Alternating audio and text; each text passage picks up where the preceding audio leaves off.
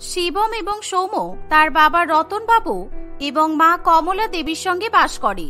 রতনবাবু gas এবং gas ওভেনের ব্যবসা করে, তাই কোনো মতে টেনে টুনে তাদের সংসার চলে।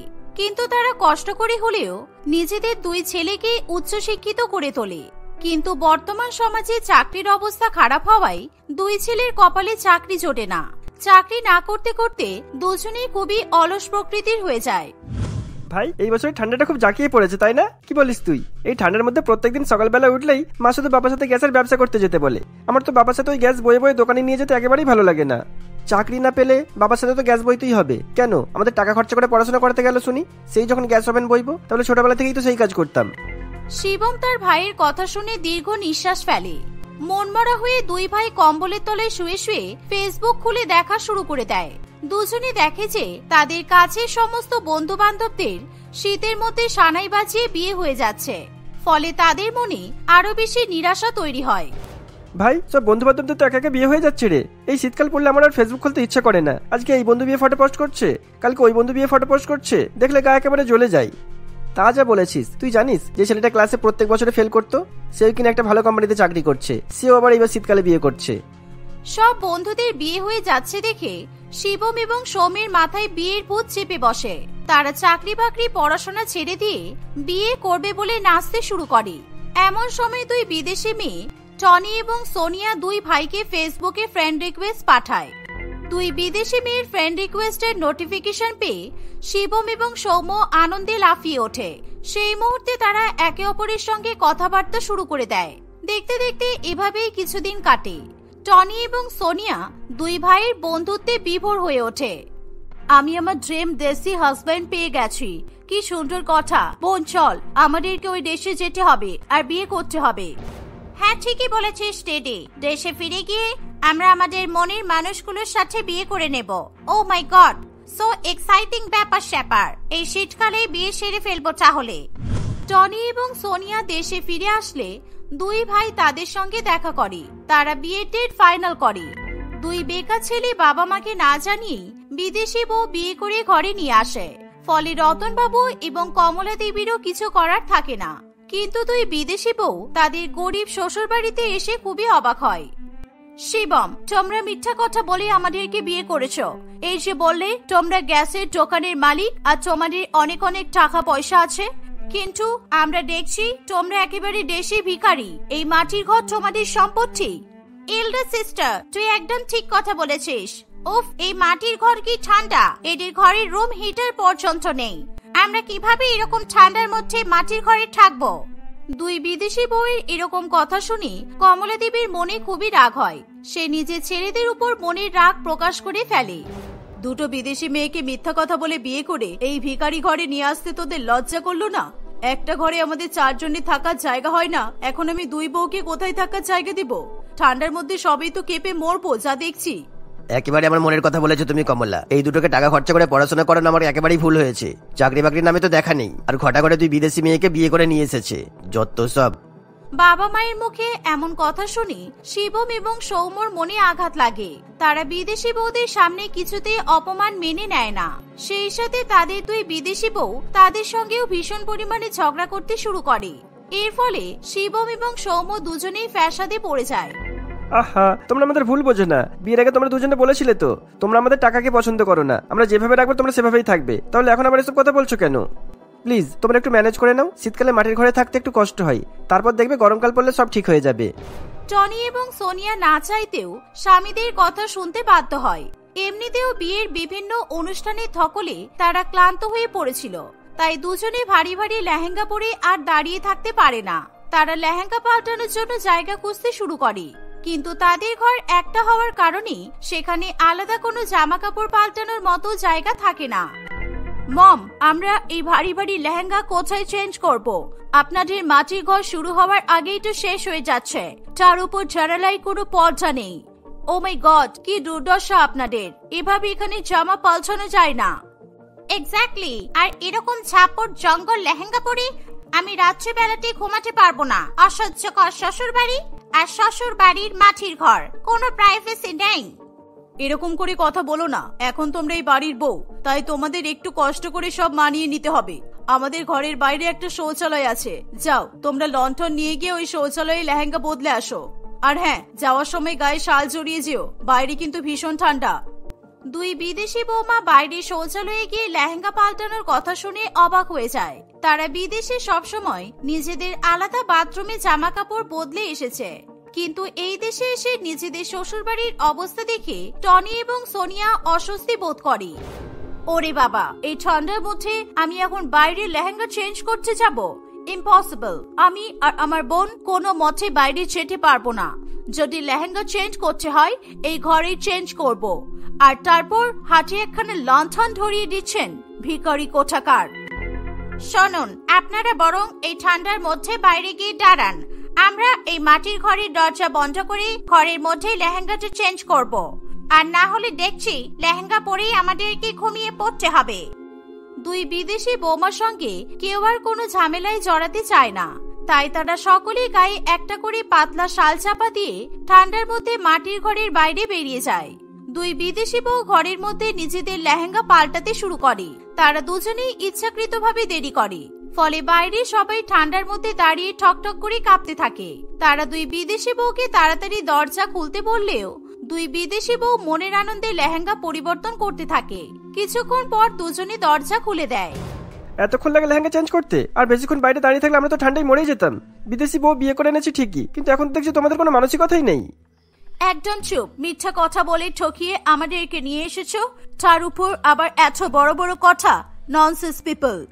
কি একটা বলে যেন দেশি ভাষায়? হ্যাঁ, মনে পড়েছে, চরের মায়ের বড় গলা। আমাদের ইচ্ছা করছে তোমাদের সবাইকে ঠান্ডার মধ্যে বাইরে শুয়ে রাখি। ঠিক আছে, এখন স্বামী স্ত্রী নিজেদের মধ্যে আর কোনো ঝগড়া করো না, অনেক রাত হয়েছে। সবাই একটা একটা রুটি খেয়ে তাড়াতাড়ি ঘুমিয়ে পড়ো, সকালবেলা উঠে আমাদেরকে আবার দোকানে গ্যাস ওভেন ডেলিভারি করতে যেতে হবে। এই বলে কমলা দেবী সবাইকে রুটি খেতে দেয়। এরকম শুকনো শুকনো রুটি খাওয়ার পর দুই বিদেশি বৌমার ভীষণ পরিমাণে জল তেষ্টা পায়, কিন্তু জল বরফের মতো ঠান্ডা হওয়ায় তারা সেই জল খেতে পারে না। কমলা দেবী সঙ্গে সঙ্গে বিদেশি বৌমাদের জন্য জল গরম করে নিয়ে আসে। দুই বিদেশি বৌমা সেই গরম জল খায়, আর রাত্রিবেলা দুজনে ঘুমাবে বলে খাটের উপর লাফ মেরে উঠে পড়ে। সেই দেখে তাদের স্বামীরা খুবই অপ্রস্তুত হয়ে ওঠে।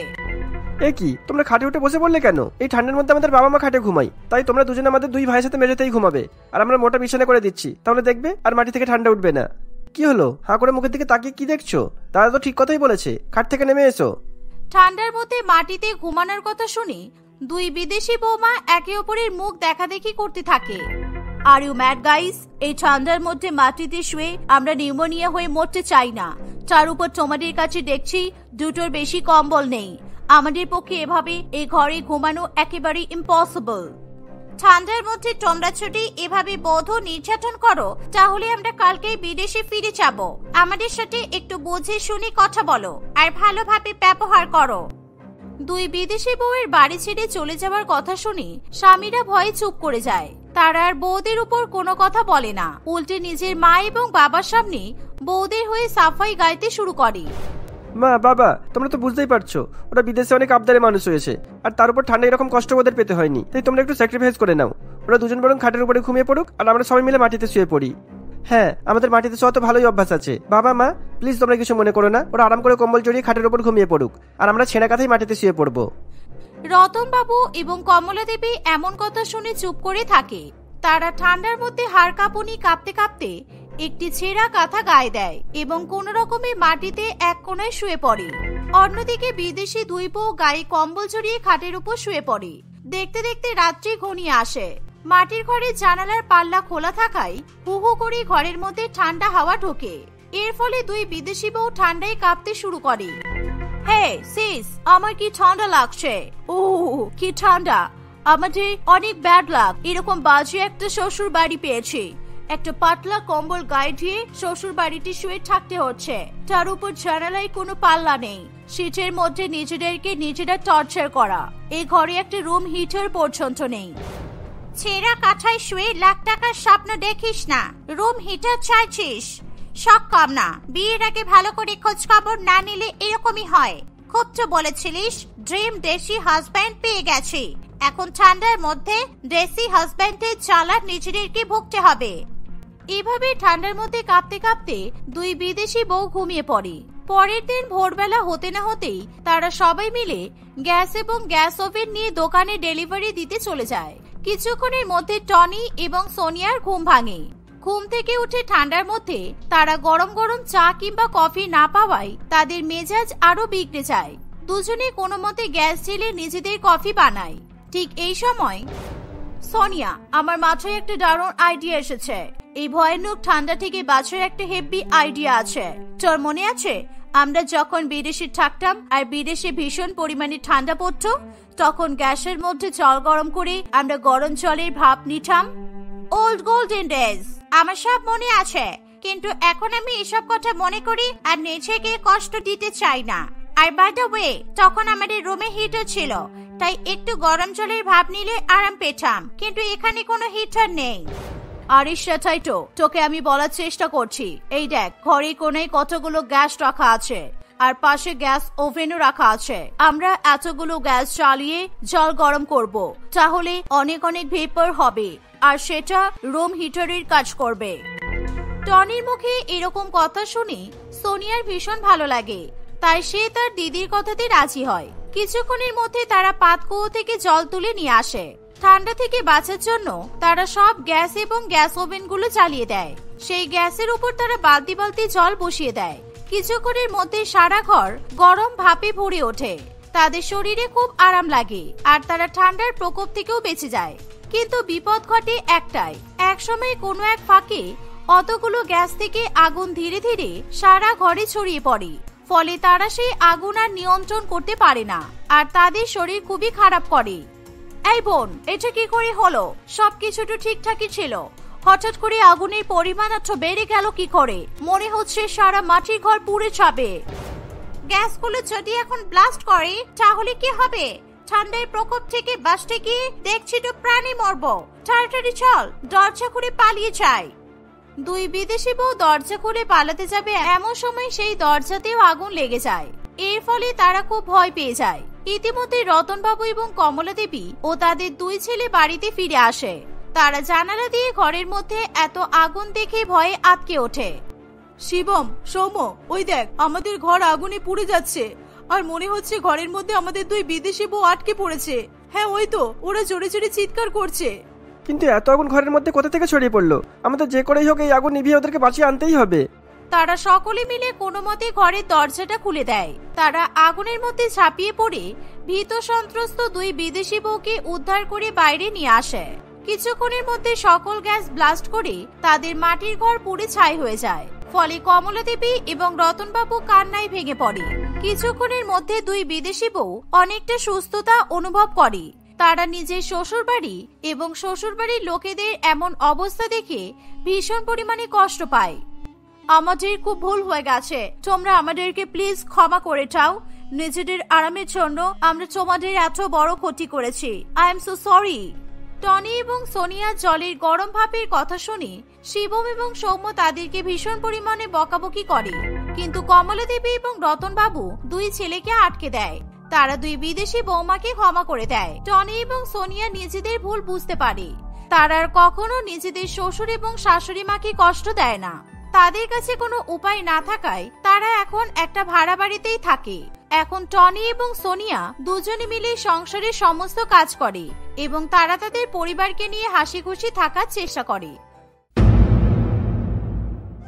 ইন্দ্রবাবু তার স্ত্রী ঈশিতা দেবী এবং একমাত্র মেয়ে নিতাকে নিয়ে বসবাস করে। নিতাকে দেখতে খুবই সুন্দর ছিল। সে মেকআপ করতে ভীষণ ভালোবাসতো আর শীতকাল আসলেই তার মেকআপ করার শখ অনেক বেশি বেড়ে যেত। প্রত্যেকবারের মতো এবারও শীতকালে সে নতুন ধরনের মেকআপ আইটেম কিনতে তার পছন্দের একটা উইন্টার কসমেটিক দোকানে চলে যায়। আমাকে এই দোকানের সবথেকে বেস্ট উইন্টার কসমেটিক দিন তো, আমি শীতকালেও মেকআপ করে আমার বিউটি ধরে রাখতে চাই। এই নিন ম্যাডাম, এই স্কিন কেয়ার আর বডি কেয়ার কসমেটিক্স গুলো নিয়ে যান। এই আইটেমগুলো দিয়ে মেকআপ করলে আপনি একেবারে হীরার মতো চকচক করবেন। ও মাই গড, রিয়েলি? আমি সব প্রোডাক্ট কিনে নেব। শীতকালে আমার বন্ধুগুলো সব পোড়া কয়লার মতো হয়ে যাবে আর আমি একাই চমকাবো। নিতা শীতকালের মেকআপ করার কসমেটিক্স কিনে নিয়ে বাড়ি চলে আসে। সে সারাদিন আয়নার সামনে বসে বসে মেকআপ করতে থাকে, কিছুদিন পর নিতার সাথে তার বাবার বন্ধু প্রীতম বাবুর ছেলে সুজয়ের বিয়ে ঠিক হয়। সুজয় তার বাবা মা এবং একমাত্র বোন স্বাতীর সঙ্গে বসবাস করে। সুজয় তার পরিবারের সঙ্গে নিতাকে দেখতে আসে। নিতা প্রচুর পরিমাণে মেকআপ করে তাদের সামনে এসেছিল। সুজয় এবং তার পরিবারের সকলে নিতাকে ভীষণ পছন্দ করে। বাহ, তোমাকে তো পুরো পরীর মতো দেখতে লাগছে। কি সুন্দর মুখে মেকআপ করেছো তুমি, আমি তো চোখ ফেরাতেই পারছি না। পুরো চাঁদের মতো লাগছে তোমাকে। না না আন্টি, চাঁদ বলবেন না, চাঁদের গায়েও দাগ থাকে, কিন্তু আমার এই উইন্টার মেকআপে কোনো দাগ নেই, বুঝলেন? দেখি একটু টাচ আপ করে নি। ফেস পাউডারটা মনে হয় ভালো করে সেট করা হয়নি। নিতা তাড়াতাড়ি করে পাফ বের করে টাচ আপ করে নেয়। নিতার এমন কাণ্ড দেখে সকলে অবাক হয়। কিছুদিন পর নিতার সঙ্গে সুজয়ের ধুমধাম করে বিয়ে হয়ে যায়। বিয়ের দিনও নিতা ভীষণ সুন্দর করে মেকআপ করেছিল। সকলে নিতার রূপের অনেক অনেক প্রশংসা করে। বিয়ের পর একদিন প্রিয়া দেবী তার বৌমাকে শীতকালে সকালবেলা মর্নিং ওয়াকে যাওয়ার জন্য বলে। আপনি কি পাগল হয়ে গেলেন নাকি? এই শীতকালে ভোরবেলা আমি আপনার সঙ্গে মর্নিং ওয়াকে বেরোবো? আপনার হার্টের প্রবলেম, আপনি হাঁটতে যান, আমাকে বলবেন না। তাছাড়া আমার স্কিন উইন্টারের হাওয়ায় নষ্ট হয়ে যাবে। এমন করে কেন বলছো? স্বাতীর খুব সর্দি লেগেছে, ও যেতে পারবে না বলে তোমাকে বলছি, না হলে আমি তোমাকে বিরক্ত করতে আসতাম না। ঠিক আছে, আর কি বলবো, যান বাইরে গিয়ে বসুন, আমি মেকআপ করে রেডি হয়ে আসছি। উইদাউট উইন্টার মেকআপ বাইরে বেরোনো যাবে না। আমি তো আর আপনার বাদরমুখী মেয়ের মতো নই। প্রিয়া দেবী কিছু না বলে বাইরে চলে যায়। নিতা 1 ঘন্টা ধরে মেকআপ করে শর্ট ড্রেস পরে মর্নিং ওয়াকে যাবে বলে বাইরে বেরিয়ে আসে। প্রিয়া দেবী নিতাকে দেখে অবাক হয়ে যায়। এ কি বৌমা, তোমার ঠান্ডা লাগছে না? এমন অদ্ভুত সেজেছো কেন সকালবেলা? সবাই তো হাসাহাসি করবে। যারা দামি উইন্টার মেকআপের কদর বোঝে না আপনার মতো, তারাই হাসবে। চুপচাপ চলুন, ইলিটারেটের মতো কথাবার্তা বলে, ননসেন্স। নিতা তার শাশুড়ি মায়ের সঙ্গে সকালে হাঁটতে বেরিয়ে পড়ে। সকলে নিতাকে দেখে খুবই হাসাহাসি করতে থাকে। সে কাউকে পাত্তা দেয় না। এভাবে নিতা আরো বেশি বেশি করে শীতকালীন মেকআপের প্রতি আকৃষ্ট হয়ে ওঠে। সারাদিন সে দামি দামি কসমেটিক্স কেনে আর মুখের মধ্যে মেখে নেয়। কিছুদিন কেটে যায়। স্বাতীর কলেজ থেকে সকল স্টুডেন্টসদের নিয়ে পিকনিক করতে যাওয়ার দিন ঠিক হয়। স্বাতী পিকনিকের দিন মেকআপ করবে বলে তার বৌদির কাছে আসে। ও বৌদি, আমাকে তোমার মতো সুন্দর করে উইন্টার মেকআপ করে দাও প্লিজ। দেখো আমার মুখের চামড়া কেমন খসখসে হয়ে গেছে, ফেটে গেছে। পিকনিকে আমার সব বন্ধুরা আমার উপর হাসাহাসি করবে। কি, আমি তোকে আমার দামি উইন্টার মেকআপ দিয়ে সাজিয়ে দেব? ছি ছি, তোর স্কিন কি বিচ্ছিরি, পুরো ঘা পাঁচড়াতে ভর্তি। আমার মেকআপ তোকে মাখালে আমার রূপ নষ্ট হয়ে যাবে। নিতার কথা শুনে স্বাতী খুবই কষ্ট পায়। একটু মেকআপ করতে এসেছি বলে এত কথা শোনাচ্ছ বৌদি আমাকে? তুমি থাকো তোমার মেকআপ নিয়ে, আমার লাগবে না। বাবা, বাজ্যিমুখী মেয়ের কথা শোনো, প্যাঁচার শখ কম না। আমার উইন্টার মেকআপ দিয়ে মেকআপ করবে? যা ভাগ, বের হয় এখান থেকে, ভাগ বলছি। স্বাতী কাঁদতে কাঁদতে নিতার ঘর থেকে চলে যায়। কিছুদিন এভাবেই কাটে। নিতা একদিন তার বান্ধবীদের ডিনারের জন্য ইনভাইট করে।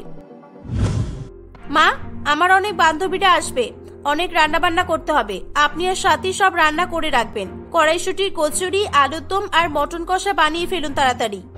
তোমার বান্ধবীরা আসবে, তুমি রান্না করো, আমি আর স্বাতী রান্না করতে যাব কেন? হ্যাঁ ঠিক তো বৌদি, তুমি কি আমাদের চাকর মনে করো? আমি রান্না করব? পাগল নাকি? আগুনের সামনে গেলে আমার মেকআপ নষ্ট হয়ে যাবে।